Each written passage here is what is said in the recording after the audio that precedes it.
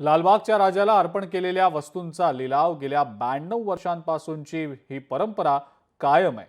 जमा होणाऱ्या रकमेचा जनहितार्थ वापर केला जात असतो, अशी माहिती मंडळाचे अध्यक्ष बाळासाहेब कांबळे यांनी दिली आहे।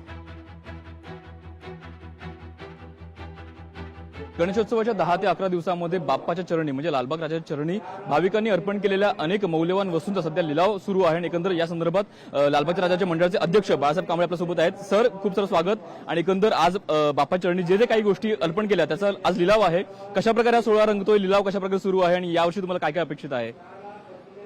लालबागचा राजा सार्वजनिक गणेशोत्सव मंडळाचा 92व्या वर्षातला हा लालबागच्या राजाचा गणेशोत्सव अतिशय मांगल्यपूर्ण वातावरणात, श्रद्धेच्या वातावरणामध्ये आणि जल्लोषात संपन्न झाला। त्यानंतर मंडळाच्या रीतिरिवाजाप्रमाणे परंपरेनुसार आज आपण या ठिकाणी हा जाहीर लिलाव इथे योजलेला आहे।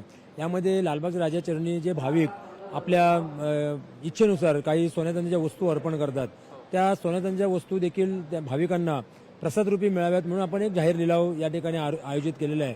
यामध्ये अनेक अशा आकर्षक वस्तू आहेत, सोन्याच्या, चांदीच्या, विविध प्रकारच्या गणरायाच्या मूर्ती आहेत, त्यानंतर कलश आहेत, श्रीफळ आहेत, सोन्याच्या चैन आहेत, पेंडंट आहेत, त्यानंतर आकर्षक अशा म्हणायला गेलं तर विविध आभूषणं आहेत, ज्यामध्ये अलंकार असतात, सोन्याचे अलंकार आहेत।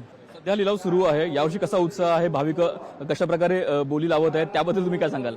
नाही, दरवर्षीप्रमाणेच उत्साह प्रचंड भाविकांचा ओसंडून वाहतोय आणि विविध भागातून या ठिकाणी भाविक आलेले आहेत।